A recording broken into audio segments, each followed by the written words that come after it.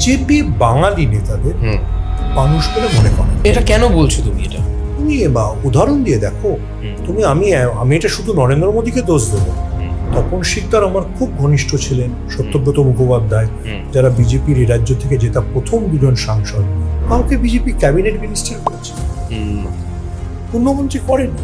সুকান্ত মজুমদারও এখন সুকান্ত, বাবুল সুপ্রিয়, সে বিজেপিতে ছেড়ে তৃণমূলে সবাই এমওএস। এবার দ্বিতীয় প্রশ্নটাই বলি, এটা তো হতে পারে না যে একটা সরকার 15 বছর ধরে চলছে তৃণমূল, তার কোনো ভুল নেই, তার কোনো গাফিলতি নেই, তার বিরুদ্ধে মানুষের ক্ষোভ নেই। 15 বছর হলে নর্মালি অনেক ক্ষোভ, এটা তো অস্বাভাবিক না।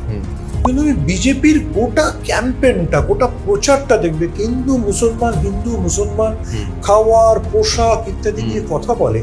যে ভোটারটা হয়তো তৃণমূলের সমর্থক নয়, সেও নির্বাচনের আইন নিয়ে ভাবে বাবা বিজেপির হাত থেকে বাঁচতে তৃণমূলকে ভোটটা দিই।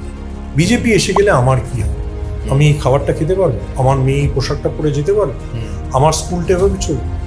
বিজেপি হারে এই কারণে নয় যে তৃণমূল দুর্দশা সবসময় পারফর্ম করে, বিজেপি হারে নিজের নেতিবাচকতার